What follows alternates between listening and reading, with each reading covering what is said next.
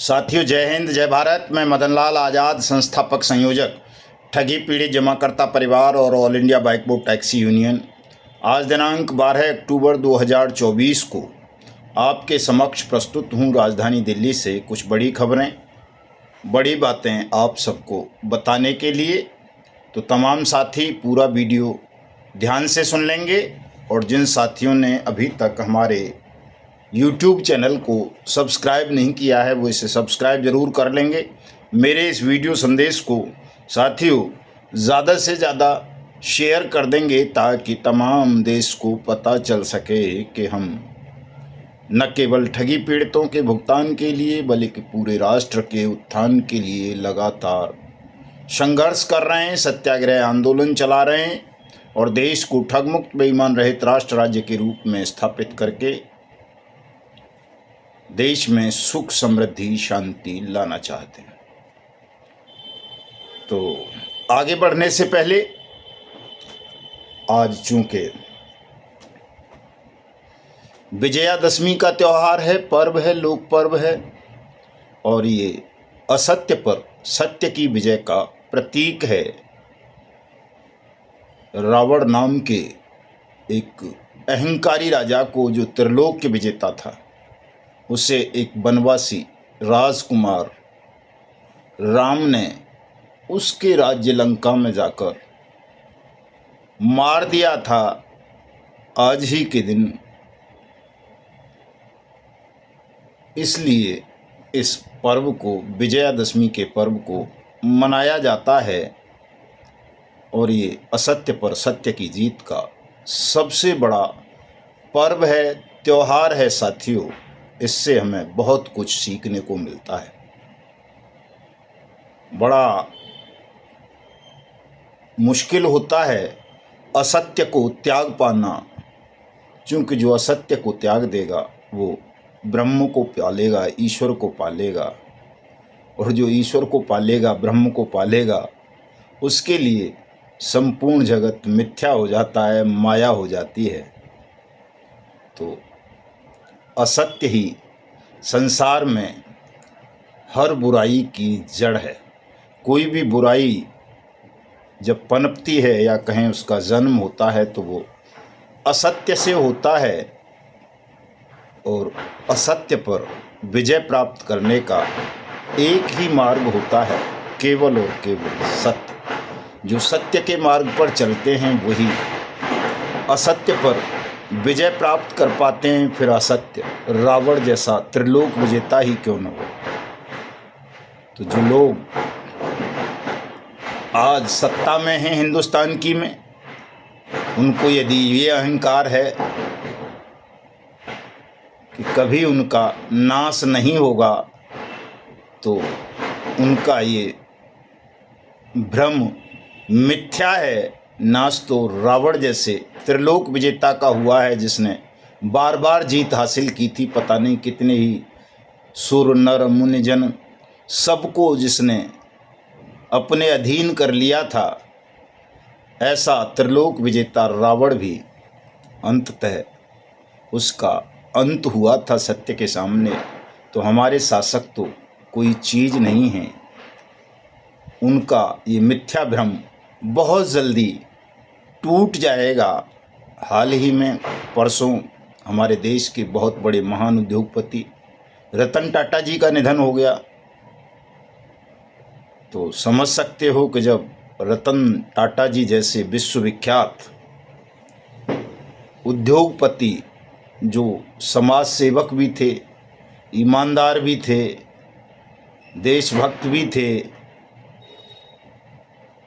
और बहुत धनाढ्य भी थे, वो दुनिया में नहीं रहे, तो कोई अहंकारी शासक अगर ये समझता है कि वो सदा अमर रहेगा, उसके अहंकार का कभी नाश नहीं होगा, उसके शासन का कभी अंत नहीं होगा, तो ये भ्रम उसे त्याग देना चाहिए और सत्य के मार्ग पर आ जाना चाहिए।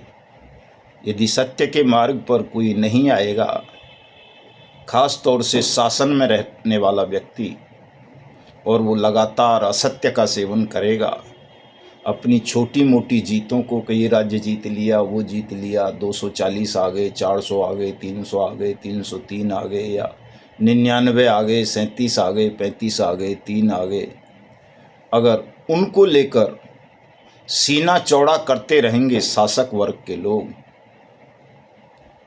तो वो अपने राजधर्म का पालन नहीं कर सकेंगे। इन जीतों से अहंकार में आने की आवश्यकता नहीं है कि साहब मैंने पंजाब जीत लिया, मैंने दिल्ली जीत ली, मैंने कर्नाटक जीत लिया, मैंने हिमाचल जीत लिया, मैंने हरियाणा जीत लिया, मैंने राजस्थान जीत लिया, मैंने मध्य प्रदेश जीत लिया, मैंने महाराष्ट्र जीत लिया, मैंने बिहार जीत लिया, मैंने वेस्ट बंगाल जीत लिया, या किसी ने तमिलनाडु जीत लिया, या किसी ने त्रिपुरा जीत लिया। तो ये जीतें स्थायी नहीं है, परमानेंट नहीं है, टेम्परेरी हैं। जीतता तो रावण भी बहुत रहा था, दुर्योधन बहुत जीता था, कंस बहुत जीता था, बहुत सारे युद्धों में विजय जरासंध जैसे महापापी ने भी प्राप्त कर ली थी। तो इस विजय को अपनी श्रेष्ठता का आधार मान लेना बहुत बड़ी मूर्खता है, कुकर्म है। विजय तो सही मायनों में वही स्थायी होती है, वही परमानेंट होती है जब आप लोक कल्याण के लिए काम करें, जनता के हितों की रक्षा के लिए काम करें, विधि का सम्मान करें, धर्म का पालन करें। और यदि आप इनका पालन नहीं करते हैं, केवल अपनी जीतों के अहंकारवश जनता की न्यायपूर्ण आवाज़ों को कुचलने का कुत्सित षड्यंत्र रचते हैं, तो आपके इन षड्यंत्रों का अंत अवश्य होगा। जिस तरह से वनवासी राजकुमार राम ने त्रिलोक विजेता रावण के अहंकार का नाश कर दिया था, वनवासी पांडवों ने दुर्योधन के साम्राज्य का नाश कर दिया था, जिसके साथ इच्छा मृत्यु का वरदान प्राप्त भीष्म भी थे। तो आपका ये शासन कोई चीज़ नहीं है। हमारे ये जो ठगी पीड़ित जमाकर्ता परिवार पिछले 42 दिन से लगातार आपसे न्याय की मांग कर रहे हैं। यदि आप इस मांग की अनसुनी करेंगे तो मेरे ये महान देशभक्त साथी जो कहीं 1, कहीं 2, कहीं 10, कहीं 20, कहीं 100, कहीं 1000 सत्याग्रह शिविर लगा करके असहयोग आंदोलन पर बैठे हुए हैं, यही कल राम बन जाएंगे, कृष्ण बन जाएंगे, अर्जुन बन जाएंगे और तुम्हारे पाप कर्मों का अंत कर देंगे, तुम्हारी सत्ता को उखाड़ फेंकेंगे। ये ध्यान रखें हिंदुस्तान के तमाम बेईमान शासक और ठग साम्राज्यवादी। तो विजयादशमी के इस पावन पर्व पर मैं समस्त देशवासियों को, अपने सहयोगियों को, साथियों को बहुत बहुत बधाई देता हूँ, हार्दिक शुभकामनाएं देता हूँ और उम्मीद करता हूँ कि आज से, अभी से मेरे तमाम साथी इस असत्य पर, अहंकारी सत्ता पर विजय प्राप्त करने के लिए सत्य का सेवन करेंगे, भले ही वो कितना ही कटु क्यों न हो। सत्य कड़वा होता है साथियों, लेकिन उसका सेवन करते हो तो आप संसार की हर आपदा से, हर मुसीबत से, हर भय से मुक्ति प्राप्त कर लेते हैं। इसलिए आज से ही सत्य का सेवन करना आरंभ कर दें और निरंतर इसमें बढ़ोतरी करें कि हम अंतिम सत्य तक पहुंच सकें और अपनी हर न्यायपूर्ण मांग की पूर्ति करते हुए असत्य पर विजय प्राप्त कर सकें। परिवर्तन होगा ये आपके जीवन में अगर आप ऐसा करते हैं, सत्य के मार्ग पर चलने का प्रण लेते हैं और सत्य के मार्ग पर चलते हैं, तो ये न केवल आपके जीवन में बहुत बड़ा परिवर्तन होगा, बल्कि ये हिंदुस्तान ही नहीं सारी दुनिया के लिए परिवर्तन का एक मार्ग बन जाएगा। और परिवर्तन साथियों, क्रांति जिसको कह देते हैं, इनकलाब जिसको कह देते हैं, ये ऐसी चीज़ होती है कि जो लोग परंपरावादी होते हैं, जो स्थापित अन्याय होता है, उन्हें परिवर्तन से बहुत खौफ लगता है, परिवर्तन उन्हें बहुत बुरा चीज़ लगती है कि ये परिवर्तन की मांग उठ क्यों रही है, न्याय की मांग उठ क्यों रही है। उनको ये बहुत पीड़ा देता है, वेदना पहुंचाता है। जो लोग शासन में होते हैं, परंपरावादी होते हैं, उनकी भावनाओं को इससे ठेस लगती है। लेकिन सत्य यही है साथियों कि परिवर्तन हमेशा सुखद होता है, आनंद देता है, और अंत में वो न केवल उस व्यक्ति को जो सत्य का सेवन कर रहा है, सत्य के मार्ग पर चल रहा है, बल्कि संपूर्ण राष्ट्र का उत्थान कर देता है। और आज तो हमारे देश का, हमारे शासन का, हमारे राष्ट्र का पूरी तरह से नैतिक पतन हो चुका है। इसीलिए ठग और बेईमान आज शासन में हैं। वो खुलेआम संपूर्ण राष्ट्र का शोषण कर पा रहे हैं। 42 करोड़ से ज़्यादा लोगों की मेहनत की कमाई को वापस नहीं कर रहे। कानून बन जाने के बाद संसद ने सर्वसम्मति से कानून बनाकर देश के ठगी पीड़ितों को भुगतान की गारंटी का अधिकार दिया वर्ष 2019 में, कि देश के किसी भी व्यक्ति के साथ कभी भी, कहीं भी, कोई भी किसी भी प्रकार की अगर ठगी हुई है तो शासन उसका पैसा, उसकी जमा राशि का 2 से 3 गुना 180 दिन में उससे आवेदन लेकर वापस करेगा। लेकिन ये कानून बन जाने के बाद भी ठगी पीड़ितों का पैसा वापस नहीं हुआ, जिससे सिद्ध होता है कि शासन में बैठे हुए लोग भी ठग हैं, अपराधी हैं, देशद्रोही हैं, गद्दार हैं। इसलिए वो इस कानून का क्रियान्वयन नहीं करना चाहते। इसलिए बार बार वो इस कानून को दबाने का, छुपाने का प्रयास कर रहे हैं। और उन्हें भय लग रहा है, ठगी पीड़ित जमाकर्ता परिवार तब जबकि इस आंदोलन से वो भयभीत हैं, डरे हुए हैं, मुंह नहीं खोल पा रहे। इतना भय है कि वो बट्स एक्ट बोल नहीं पा रहे। चाहे वो किसी राज्य का मुख्यमंत्री हो, हमारे देश का प्रधानमंत्री हो, या कोई और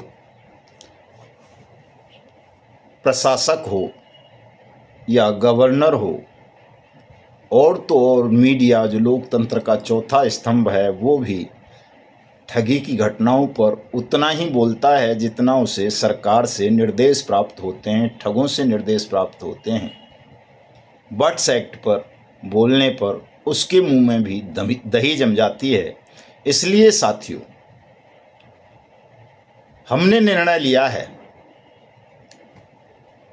कि जो देश की सत्ता में है प्रधानमंत्री नरेंद्र मोदी, वो जो विपक्ष में हैं लोकसभा में कांग्रेस नेता राहुल गांधी, वो जिस राज्य के आप रहने वाले हैं उसके चीफ मिनिस्टर को, और जो आपके राज्य का सबसे बड़ा ठग हो उसको, इन चारों का चारमुखी पुतला बनाना है साथियों एक। और आने वाली 22 अक्टूबर को जिस तरह से देश में हर साल विजयादशमी के दिन, दशहरे के दिन रावण को जलाया जाता है, वैसे ही आप सब प्रधानमंत्री नरेंद्र मोदी, नेता विपक्ष राहुल गांधी, अपने राज्य के मुख्यमंत्री और किसी एक ठग का चारमुखी पुतला बनाएंगे। और हर जिला मुख्यालय पर, हर तहसील मुख्यालय पर, हर नगर में, हर कस्बे में, हर गांव में ये चारमुखी पुतला 22 अक्टूबर 2024 को ठीक दिन के 12 बजे साथियों जलना चाहिए, ताकि पूरे देश को एक संदेश जाए कि ठगी पीड़ित जमाकर्ता परिवार अब मौन नहीं रहेंगे, इस अन्याय का प्रतिकार करेंगे।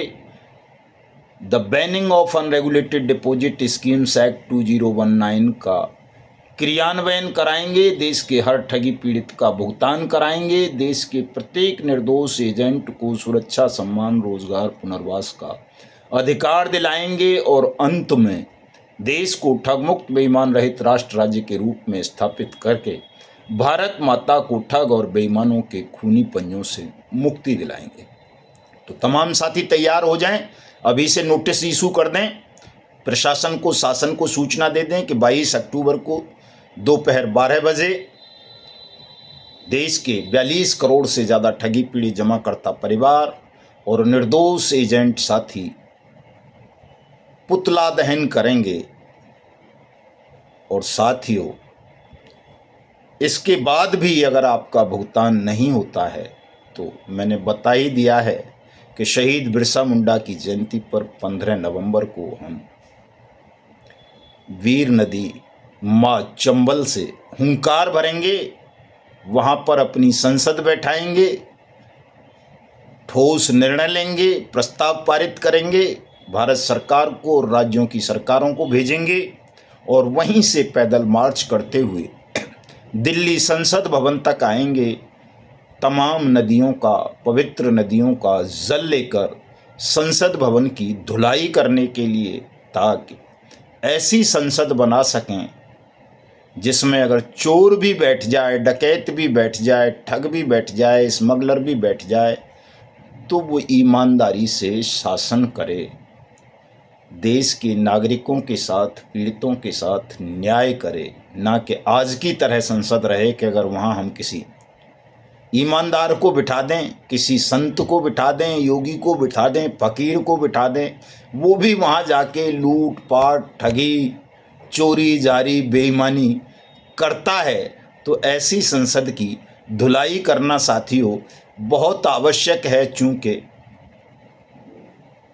खोट व्यवस्था में ही है। इस व्यवस्था में ईमानदार से ईमानदार आदमी, योगी से योगी आदमी, संत से संत, फकीर से फकीर, किसी को भी भेज दो,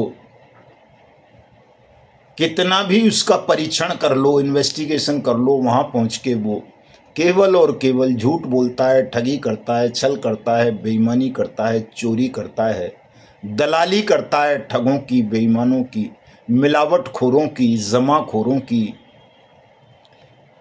मुनाफाखोरों की और तमाम करप्ट लोगों की। तो इस व्यवस्था को संपूर्ण रूप से बदलने के लिए, परिवर्तित करने के लिए एक नए इंकलाब की आवश्यकता हिंदुस्तान को है। और ये इंकलाब साथियों आपको लेकर के आना है, चूँकि परमपिता परमेश्वर ने ये जिम्मेदारी आपके कंधों पर डाल दी है। भले ही आप कितने भी कमज़ोर हैं, भूखे मर रहे हैं, प्यासे मर रहे हैं, उत्पीड़न का शिकार हैं, बेरोजगार हैं, फटे हाल हैं, कुछ भी हैं, फिर भी ये लड़ाई आपको ही लड़नी है साथियों। भले ही भिखारी बनना पड़े आपको, देश अभी इतना नपुंसक नहीं हुआ है, राष्ट्रभक्तों का अकाल नहीं पड़ा है। निश्चित रूप से जो राष्ट्रभक्त होंगे, देशभक्त होंगे, वो आपको सहयोग करेंगे। भिखारी बन जाओ, भिक्षु बन जाओ, निकल पड़ो, तमाम शर्म संकोच हया को छोड़कर, चूँकि राष्ट्र का अस्तित्व संकट में है, राष्ट्र खतरे में है ठग और बेईमानों के कारण। तो राष्ट्र को बचाना अपनी मान मर्यादा, शर्म संकोच से भी ज़्यादा जरूरी है साथियों। आप जो भीख मांगेंगे, आप जो मजदूरी करेंगे, दिहाड़ी करेंगे, काम करेंगे, सेवा करेंगे, वो राष्ट्र को बचाने के लिए है। इसलिए उसमें इस बात का कोई महत्व नहीं है कि मुझे शर्म आएगी, मुझे संकोच होगा, मैं कैसे भीख मांगूं, कैसे मजदूरी करूं, कैसे सेवा करूं। करनी पड़ेगी, चूँकि हमें राष्ट्र को बचाना है, राष्ट्र का अस्तित्व खतरे में है। और बड़ा राष्ट्रव्यापी आंदोलन चलाने के लिए साथियों एक बड़े कोष की आवश्यकता होगी। राम ने भी जब रावण को मारा था तो उन्होंने भी वहाँ के नज़दीकी राजा बाली के भाई सुग्रीव का सहयोग लिया था, देवताओं ने सहयोग किया था और तमाम लोग उनको सहयोग कर रहे थे। तो धन की आवश्यकता हर युग में रही है किसी भी पवित्र और विशाल आंदोलन को चलाने के लिए। तो आप सब साथी भी शर्म संकोच हया लाज को त्याग कर राष्ट्र को बचाने के लिए, इस आंदोलन को सफल बनाने के लिए, ठग और बेईमानों पर विजय प्राप्त करने के लिए, असत्य के अहंकार को ध्वस्त करने के लिए साथियों दिन रात जुट जाओ, एक कर दो, संगठन का विस्तारीकरण करो। इनके पास 10 करोड़ सदस्य हैं, आप 20 करोड़ का लक्ष्य रखो कि 15 नवंबर से पहले हम 20 करोड़ साथियों को जोड़ लेंगे अपने संगठन के साथ। चूंकि 42 करोड़ तो हमारे ठगी पीड़ित हैं केवल, बाकी देशभक्त साथी हैं बहुत सारे, और वो किसान भी है, वो मजदूर भी है, उनका भुगतान भी सालों से लंबित है साथियों। इसलिए मिशन भुगतान में अब सबको जोड़ने की ज़रूरत है। बता दो कि हम जो नई व्यवस्था देश को देंगे उसमें किसानों को एमएसपी की गारंटी का कानून भी देंगे और मजदूरों को भी उनके न्यूनतम वेतन की गारंटी का अधिकार देंगे। सबको जोड़ लो जो जो पीड़ित हैं, शोषित हैं, और इस लड़ाई को इतनी विशाल कर दो कि चाहे कोई पेंशनर हो, कर्मचारी हो, मजदूर हो, किसान हो, व्यापारी हो, कोई बेरोजगार हो, कोई युवा हो, कोई प्रोफेशनल हो, जिसके अंदर भी देशभक्ति का अंश मात्र भी शेष है, उन सबको अपने संगठन से, अपने आंदोलन से जोड़िए और बताइए कि 15 नवंबर को हम पद यात्रा करते हुए माँ चंबल की गोद से दिल्ली संसद भवन की ओर चलेंगे। संसद की धुलाई करने के लिए, उसकी शुद्धिकरण के लिए, ठग और बेईमानों को सत्ता से हटाने के लिए, देश को एक नई ईमानदार व्यवस्था देने के लिए। बताओ साथियों, इस संदेश को घर घर पहुंचाओ। मैं स्वयं भी, चूंकि कोई गंगा जी का जल लाएगा, कोई यमुना जी का, कोई माँ नर्मदे का, कोई कावेरी का, कोई कृष्णा का, कोई सतलज का, तो मैं स्वयं भी अयोध्या मंडल पहुंचूंगा साथियों, और सरयू का जल लेकर के आऊँगा संसद की धुलाई के लिए।